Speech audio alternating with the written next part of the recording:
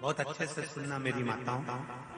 कई माताओं के मन में संशय होता है कि हम 1 महीने का व्रत धारण करते हैं और उस बीच में रजस्वला धर्म आ जाता है। वो रजस्वला धर्म आता है तो हमारे महीने भर का नियम का क्या होता है? इस प्रसंग को थोड़ा ध्यान से सुनना। बार बार ये प्रसंग नहीं मिलेगा और पहले भी कथाओं में ये प्रसंग नहीं आया।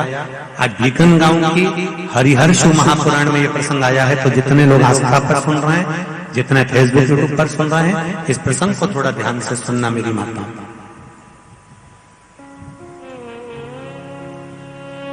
बहू ने अपने ससुर से कहा, पिताजी मैं कार्तिक के महीने के स्नान का नियम तो ले लेती हूँ। मैं कार्तिक के महीने, कोई माता कार्तिक के स्नान का नियम लेती हैं, कोई माघ महीने का स्नान का नियम लेती हैं, कोई चैत्र महीने के स्नान का नियम लेती हैं, कोई फागुन का लेती हैं, कोई बैसाख महीने के स्नान का नियम लेती हैं। कई माताओं की आदत रहती है, कई पुरुषों की आदत रहती है कि मैं 1 महीने तक कार्तिक का स्नान करूंगी। पर वो कार्तिक के स्नान में कुछ दिन ऐसे आ जाते हैं कि उसमें रजस्वला धर्म आ जाता है। अब वो रजो धर्म आ गया, रजस्वला धर्म आ गया, तो उस बीच में उसका नियम पूरा हुआ कि नहीं हुआ? उस बीच में वो 5-7 दिन जो स्नान के लिए नहीं गई, पूजन नहीं करी, तुलसी को जल नहीं चढ़ाया, शालिग्राम जी का पूजन या ठाकुर जी का श्रृंगार नहीं कर पाई, तुलसा महारानी का गीत नहीं गा पाई, तुलसी जी का दीप नहीं लगा पाई, तो उसको कार्तिक के महीने का, क्योंकि ये रजस्वला धर्म तो प्रत्येक महीने आना, नारी के लिए रजो धर्म तो हर महीने प्राप्त होना, तो हर महीने अगर रजो धर्म आना है तो कार्तिक महीने का फिर नियम पूरा कैसे हुआ? फिर नारी का नियम कैसे पूरा होगा? फिर नारी तो फिर नियम टूट गया, नियम टूट गया तो उसको कोई फल नहीं मिला। तो बहू ने अपने ससुर से कहा, एक साहूकार से, साहूकार की बहू ने कहा, ससुर जी मेरे मन के संशय को मिटा दो। मैं कार्तिक का स्नान करना चाहती हूँ और उस कार्तिक के स्नान में सबसे बड़ी अगर विघ्नता आती है तो मेरे 7 दिन 5 दिन जो रजो धर्म के जाएंगे, वो रजो धर्म में मेरा नियम टूट जाएगा। उस नियम को पूरा कैसे किया जाए?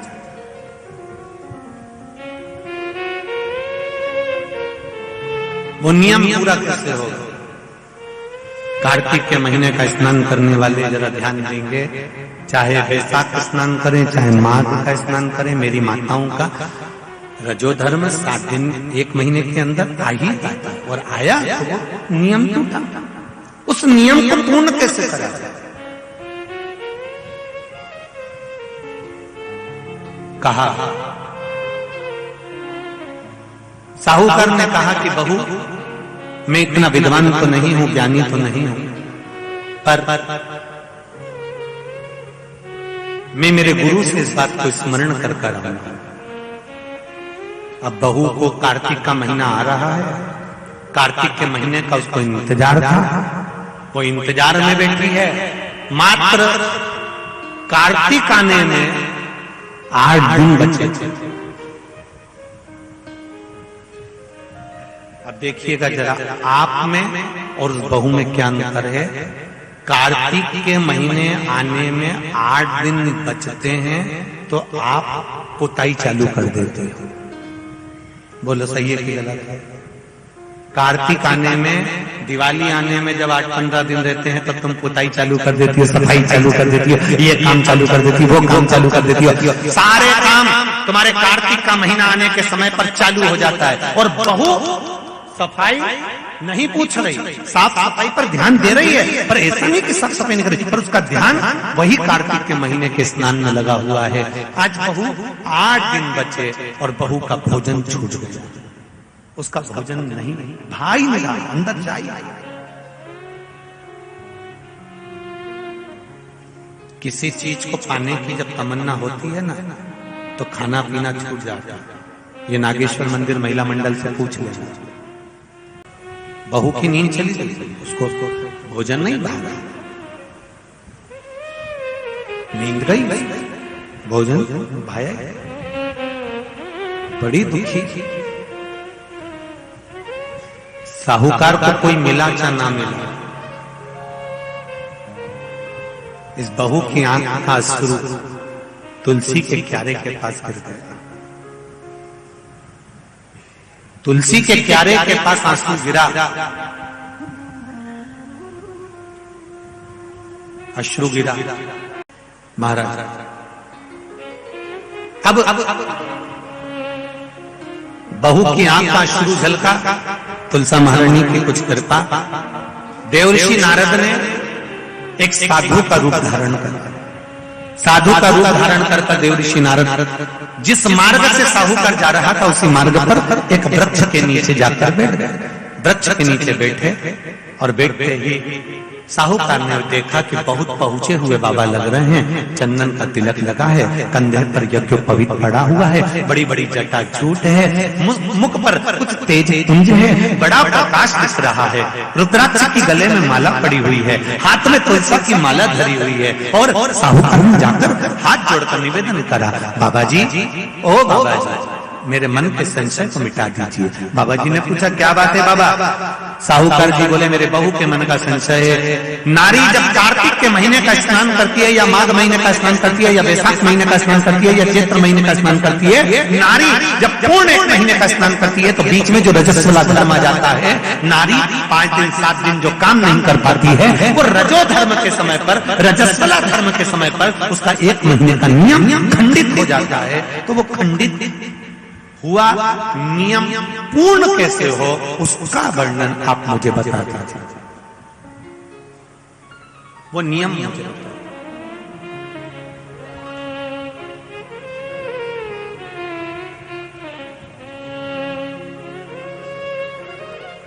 संत के रूप में बैठे हुए देवऋषि नारद, श्रीमन नारायण, श्रीमन श्रीमन 7 बार देवऋषि नारद ने नारायण नारायण नारायण नारायण कहा। कहने पर देवऋषि नारद ने बोला, सुनो साहूकार जी, सुबह के समय पर जब आपकी बहू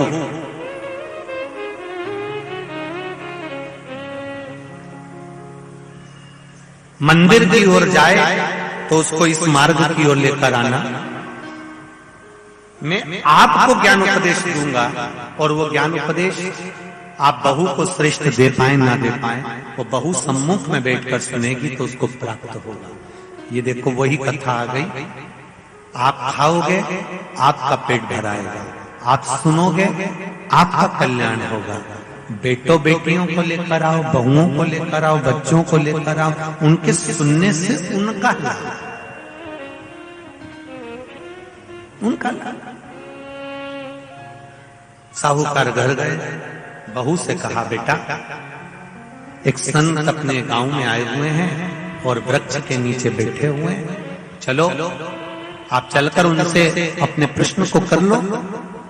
बहू ने भगवान का नाम लिया, स्मरण करती हुई बहू पहुंची और बहू ने जाकर तुरंत हाथ जोड़कर निवेदन किया, बाबा जी 1 महीने तक नारी कार्तिक का स्नान करती है, 1 महीने तक नारी माघ का स्नान करती है, 1 महीने तक नारी वैशाख का स्नान करती है, 1 महीने तक नारी चैत्र का स्नान करती है, बीच में अधिक मास का स्नान करती है। उस बीच में नारी का जो रजो धर्म आ जाता है, रजस्वला धर्म आ जाता है, उस समय पर नारी का जो करा हुआ व्रत है 1 महीने का, वो खंडित हो जाता है। उस व्रत की पूर्णता कैसे मानी जाए? तो उस समय पर देवऋषि नारद संत के वेश में थे। उन्होंने कहा कि बहू एक काम करो पुत्री, कार्तिक महीने के पीछे के जो 5 दिन 7 दिन पचवीगन के होते हैं, अगर नारी का रजस्वला धर्म बीच में आ जाता है तो पीछे के 5-7 दिन में से अगर एक दिन भी नारी ब्रह्म मुहूर्त का स्नान कर कर, सुबह का स्नान कर कर तुलसी में दीप प्रज्वलित कर देती है तो उसके बीच का जो खंडित भाग है वो समाप्त हो जाता है, उसे पूर्ण फल की प्राप्ति। अब फिर सुन लीजिए अच्छे से, अगर मान लो वो पचवीगन में ही नारी का रजो धर्म आ गया तो बहुत बहुत ध्यान से सुनना। ये कथा हरिहर शिव महापुराण की कथा जो भीकन गांव वालों को मिली है, संपूर्ण विश्व के कल्याण के लिए। बहुत ध्यान देना, हर नारी का प्रश्न है, प्रत्येक नारी के प्रश्न ये सम्मुख में रहता है। मान लो आपने कहा कि रजो धर्म आ गया मध्य में तो आप पीछे के 5 दिन स्नान करो। वो 5 दिन में अगर रजो धर्म आ गया फिर शिव महापुराण की कथा कहती है, घर में रहने वाली कोई कुंवारी कन्या, घर में रहने वाला कोई पुत्र, घर में रहने वाला पति, घर में रहने वाली सास, घर में रहने वाली कोई सौभाग्यवती नारी, जेठानी, ननंद, देवरानी या घर में रहने वाला कोई पुरुष अगर बाहर स्नान करने नहीं भी जा सकता, ब्रह्म मुहूर्त में प्रातः के समय पर यदि तुलसी में एक दीप और एक संध्या के समय पर दीप लगा देता है तो भी नारी का नियम पूर्ण हो जाता है। वो नियम खंडित नहीं, वो नियम खंडित नहीं। क्या 5 दिन के स्नान का फल है? हाँ, और तुझे मौका मिलेगा तो तुझे समझ में आएगा। देवर्षि नारद ने बस इतना कहा, उसका फल क्या है तुझे मौका मिलेगा जब मालूम पड़ेगा। तब बहू को समझ में नहीं आया कि आखिर सब क्या कहा।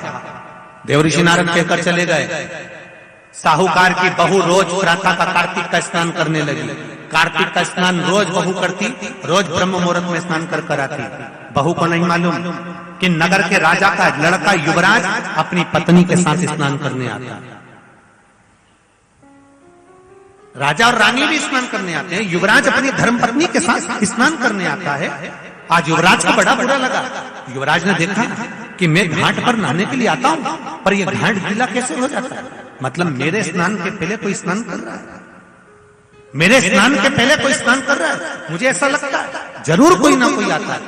युवराज ने, राजा ने अपने नगर के सैनिकों से बोला, पता लगाओ कि सुबह स्नान करने कौन आता है। सैनिक लगते उससे पहले ही साहूकार की बहू स्नान कर चली जाती। दिखाई नहीं दिया, समझ नहीं आया। आखिरी के 7 दिन बचे थे, 8 दिन बचे थे। राजा के दूत ने फिर युवराज ने कहा, मुझे पता लगा कर बताओ फिर मेरे स्नान के पहले कौन स्नान करता है, घाट को गीला कौन कर देता है। क्रोध में आकर कहा, मालूम नहीं पड़ पाया। एक दिन रानी को, इस साहूकार की बहू को मालूम पड़ा कि युवराज मेरा पता कर रहा है, मेरा पीछा कर रहा है। तो बहू ने तुरंत सुबह जल्दी स्नान करा और भागी। भागते समय उसके गले की माला और पांव की एक मोजड़ी छूट गई। माला और मोजड़ी छूट गई। माला मोजड़ी छूटी, चली। राजा को वो माला मोजड़ी मिल गई। उसने मन में विचार करा, मोजड़ी इतनी सुंदर, माला इतनी सुंदर, तो जो इसको पहनती होगी वो कितनी सुंदर होगी। राजा ने अपने दूतों से कहा, जाओ, जिसकी ये मोजड़ी और माला है इतनी सुंदर है तो वह नारी कितनी सुंदर होगी, उसको 5 रात्रि मेरे पास में लेकर आ। उसको मैं 5 रात्रि अपने यहाँ रखूंगा। शब्द सुना, खबर पूरे गांव में लग गई। साहूकार की बहू के कानों में भी शब्द पहुंच गया। कार्तिक का महीना चल रहा था तो बहू ने भी कह दिया, मैं राजा के यहाँ पर 5 रात्रि रहने को तैयार हूं, पर शर्त मेरी एक है, ब्रह्म मुहूर्त का स्नान करते हुए अगर राजा मेरे को मुख देख लेगा तो मैं उसके यहाँ रह लूंगी। सुबह का कार्तिक का स्नान कर कर जब मैं निकल रही हूँ और राजा का पुत्र मुझे देख ले तो मैं रहने को तैयार हूँ, नहीं तो मैं नहीं रह सकती। राजा ने भी एक पक्षी, जो पाला हुआ पक्षी था, उस पक्षी को पेड़ पर बिठा दिया और कहा, जैसे ही रानी स्नान करने आए उसी समय पर तू बोल देना, मैं दौड़ कर आ जाऊंगा और इस रानी, इस साहूकारनी का दर्शन कर लूंगा। जब साहूकारनी सुबह के समय पर स्नान करने चली तो देहली पर द्वार को छोड़ते समय प्रणाम करते हुए कहती है, हमारे भारत की सभ्यता, भारत की भूमि की संस्कृति, पहले की माताएं जब मायके से ससुराल जाती थी या ससुराल से मायके आती थी तो जिस तांगे में, जिस गाड़ी में, जिस बस में, जिस टैक्सी में भी बैठती थी उसके भी पांव पड़ती थी, उसको भी प्रणाम करती थी। बोलो री जीजिए, सही है कि गलत? ये भारत की सभ्यता है, ये भारत का संस्कार है, ये भारत की भूमि की मर्यादा है। जिस भूमि पर से जा रही, ससुराल से मायके जाएगी तो जिस बस में जाती थी उसके पांव पड़ती थी, बैलगाड़ी में जाए, टांगा गाड़ी में जाए, घोड़ा गाड़ी में जाए, उसके पांव पड़ती थी। घर से निकलते समय प्रणाम कर कर जाती। उसने अपने द्वार को प्रणाम किया और द्वार प्रणाम कर कर जा रही है और कहती हुई जा रही है, हे तुलसा महारानी, हे गंगा मैया, हे दामोदर भगवान, ऐसी कृपा करना मैं स्नान कर कर जाऊं तो राजा के लड़का नींद में भरचक सो जाए, ऐसी कृपा कर देना। तोता बोलता रहा, राजा का लड़का सोता रहा। पहला दिन निकल गया। दूसरे दिन राजा के लड़के के मन में प्रश्न आया कि मैं तोते से पूछूं, क्यों रे तोता, क्या वो साहूकार की बहू नहीं आई थी? आई थी, स्नान करके गई, तो मैं जग नहीं पाया। उसने विचार करा, कुछ ऐसा काम करता हूं, पुड़िया में लेकर बैठ गया मिर्ची, रात्रि को डाल ली आंख में, रात भर नींद नहीं आएगी। साहूकार ने फिर चली, द्वार को छोड़कर प्रणाम करा, दरवाजे को प्रणाम कर कर, द्वार को पूजन कर कर, जब प्रणाम कर कर चली तो निवेदन कर कर चली, हे द्वार देवता, राजा के लड़के को सुला देना। ये स्कंद पुराण की बात शिव महापुराण में भी लिखी गई। पशुपति व्रत में एक नियम है, जब मंदिर में दिया लगाकर जाते हो तो घर के दरवाजे के राइट सीधे हाथ पर दिया लगाते हो। बोलो सही है? सीधे हाथ पे दिया लगाने का महत्व क्यों है? क्योंकि हम मंदिर से चलकर जब आते हैं, अपने घर के सीधे हाथ की ओर जब दिया लगाते हैं तो भगवान से निवेदन करते हैं कि मेरा ये द्वार है और आपके भरोसे पर है, आपको संभालना है।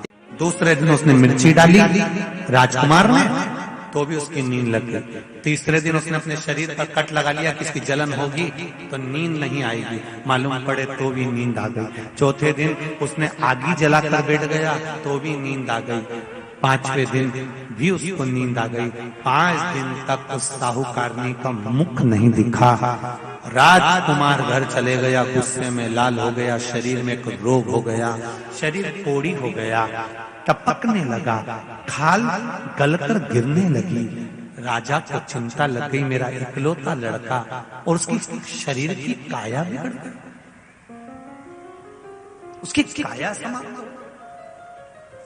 साहूकार की बहू को नहीं मालूम, साहूकार की बहू तो अपनी भक्ति में, अपने स्मरण में, अपने आनंद में लगी हुई थी, उसको मतलब नहीं, वो तो अपनी अलमस्तता में, अपनी मस्ती में लगी, अपने भजन में। 5 दिन जो मिले हैं भगवान की भक्ति के, उसमें डूबी हुई है, उसे कोई मतलब। तुलसा जी का आराधना करे, तुलसी जी का पूजन करे, तुलसी जी का स्मरण करे,